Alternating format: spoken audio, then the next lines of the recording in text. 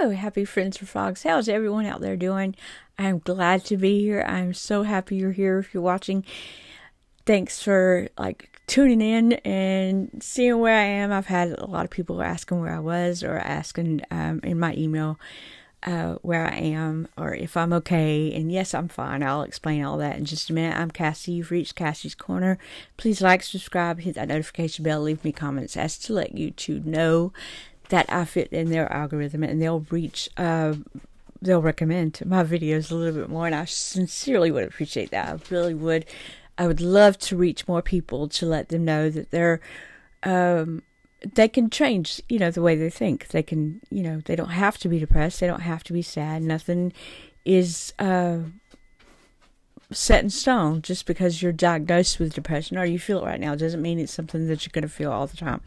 So, but anyway, along with that, I also have the emails, Cassie's Corner, Cassie's with no apostrophe, Cassie's Corner _corner, Cassie's _corner @outlook.com. That's it. That's it. I had to get out there. I am having some people email me over there, and I faithfully email them back. I don't like to leave any of your questions unanswered, or I don't like to make you think that you're having to deal with your problems on your own, because that's just not true. You don't have to deal with your problems on your own. I am here for you, and I will do my best to help you through all of it. Anyway, it's 12 o'clock, and the email kind of adds a personal touch. Nothing you say can be in a public stream, and it doesn't have to. Nobody is implicated. It's all private. I don't share any of that information with anyone else. So, I keep it, really personal. It's a very personal touch, I feel like.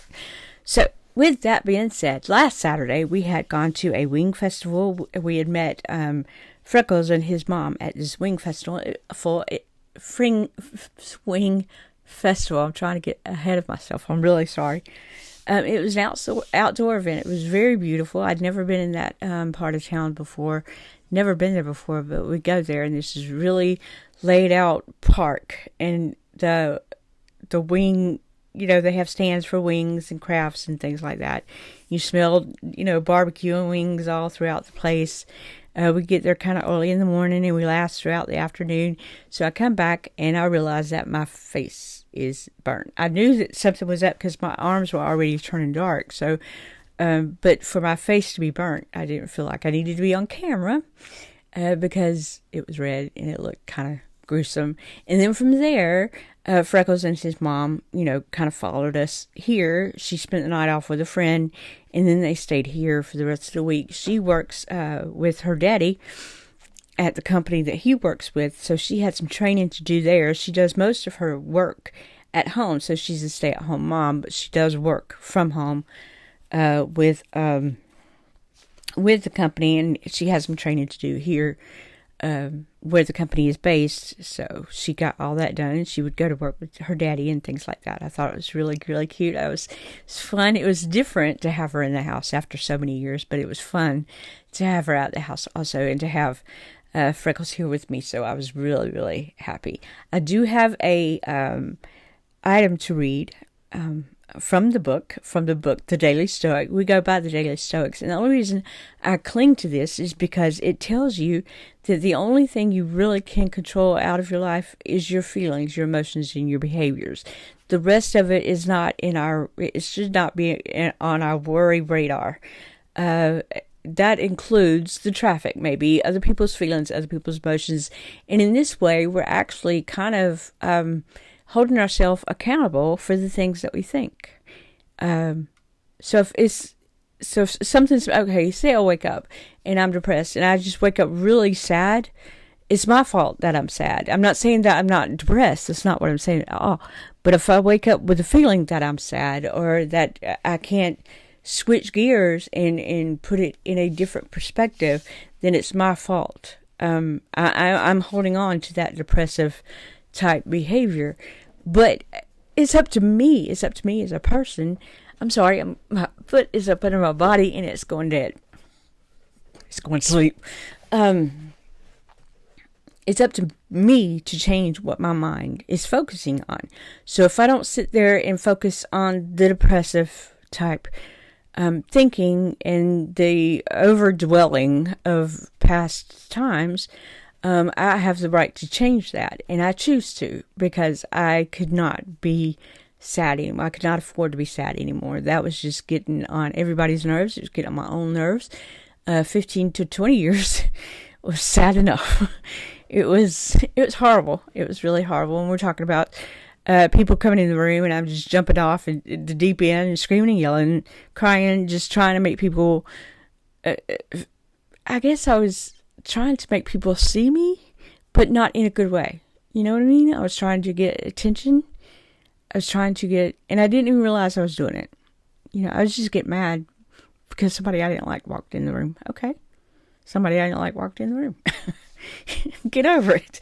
You know, or somebody had something negative to say to me, and I couldn't take it as constructive criticism, but I took it pretty much as a personal blessing out. And that is not how things should be. We shouldn't take everything so personally. So I deal with it daily. So I'm not a stoic. I don't feel like I'm a philosopher of any kind. I feel like this is just the most easiest way I could to not feel so down and out, to hold myself accountable to my thoughts, and to think better thoughts. I can think more positive, more clearly. I can function better in this type of thinking arena. So I hope that helps. I don't like for anyone to be depressed. I don't like to hear about the S word.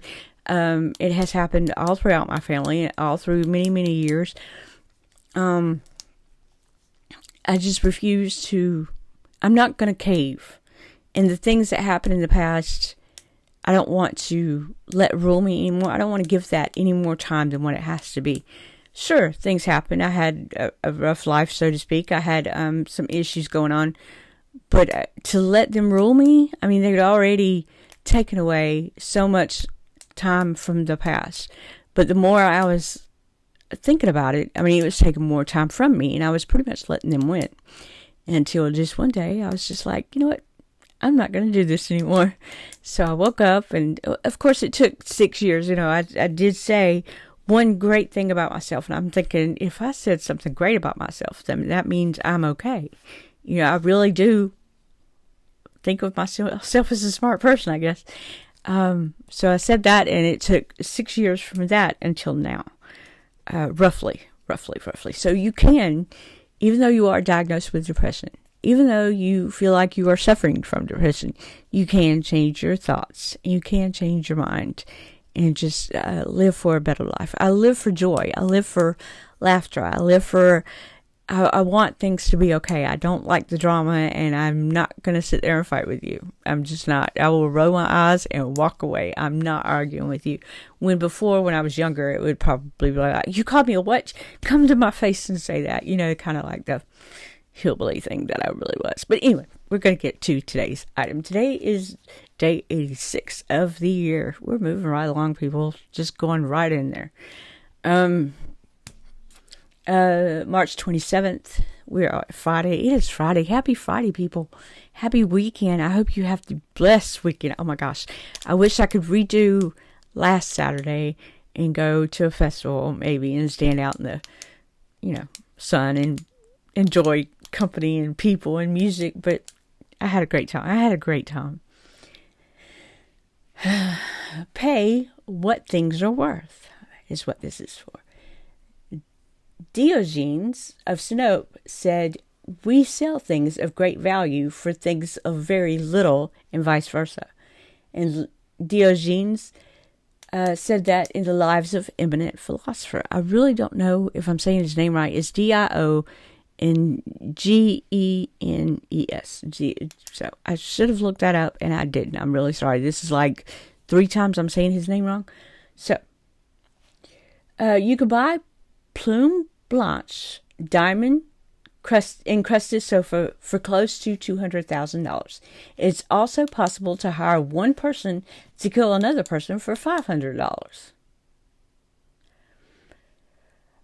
I'm just reading. I'm sorry. Remember the next time you hear someone ramble on about how the market decides what things are worth. The market might be rational, but the people who comprise it are not. Diogenes, who founded the Cynic School. That is why he's important. Cynic. What do you think about when you hear cynic? I'm a cynic. Okay, so here we go.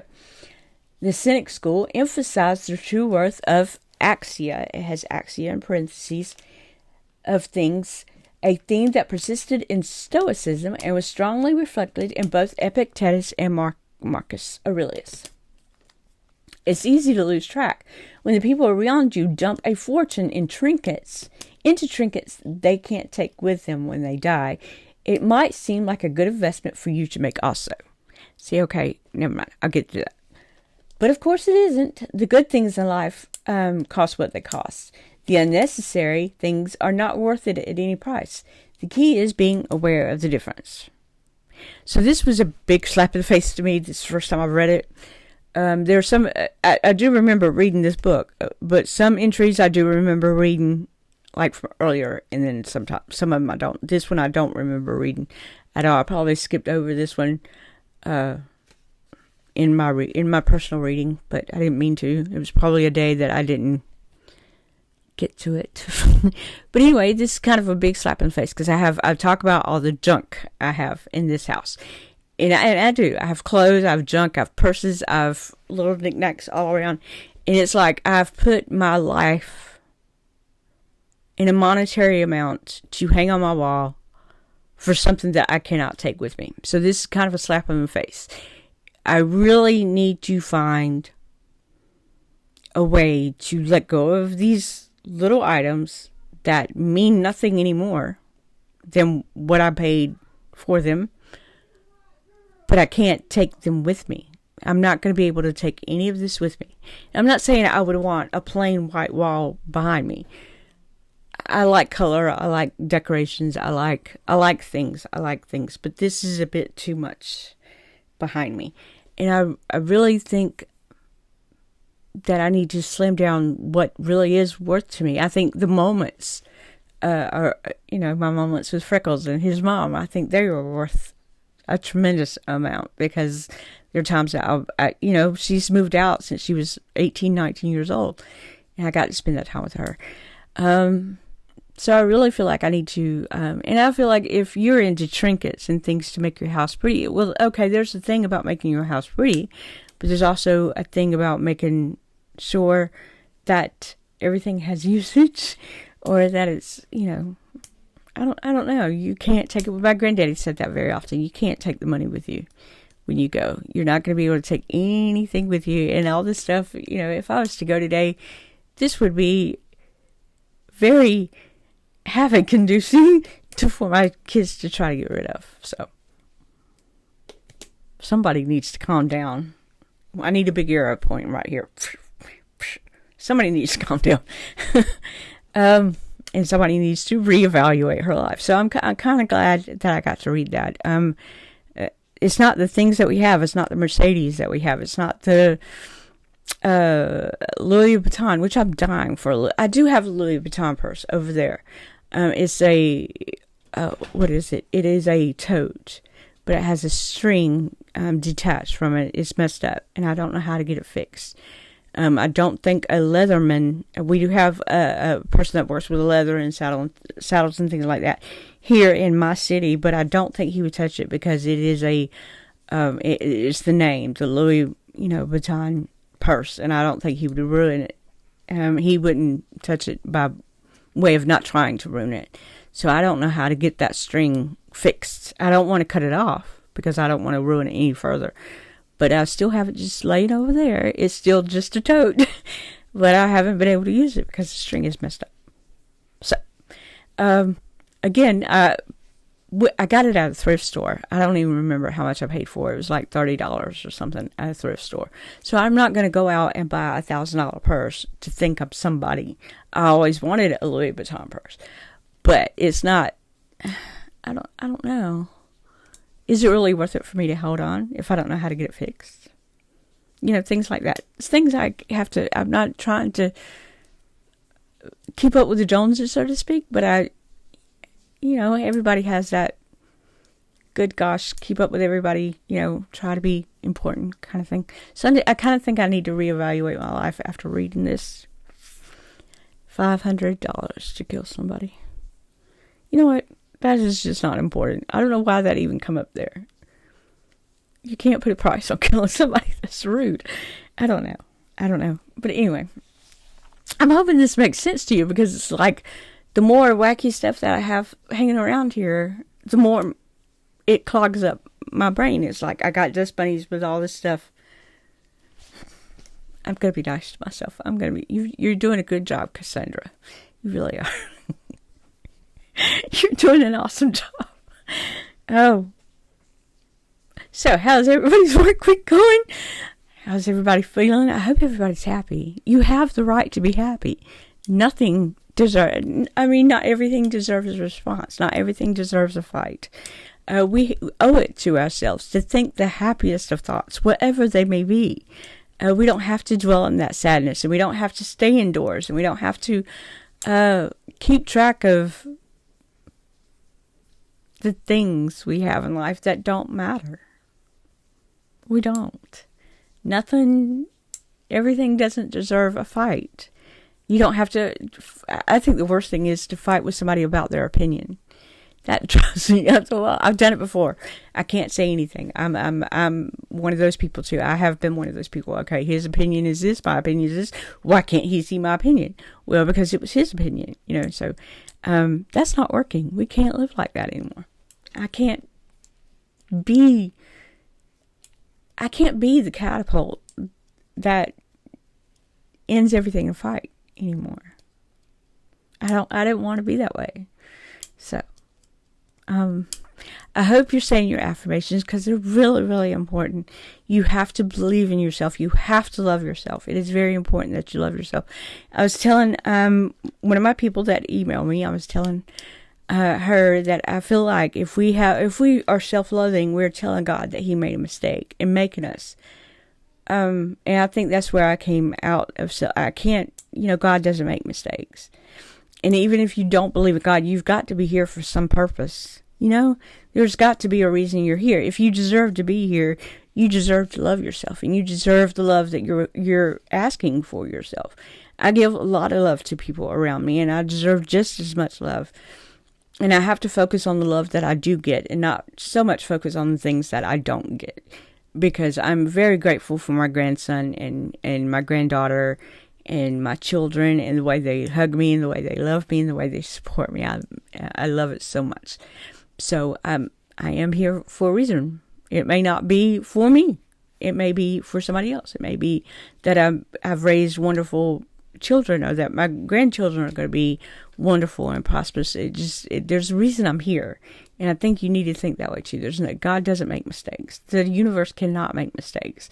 One wrong move in the atmosphere, one wrong move in water or temperature, or one mineral or whatever, and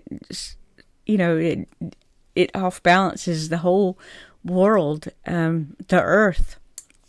So there's no way that someone put a mistake such as a human being on this planet. So if we had 1/10 more of carbon, we'd be kind of doomed as a planet. You ever think about that? We'd be doomed as a planet just for 1/10 of carbon, or 1/10 more of hydrogen. We'd be like an unsustainable planet.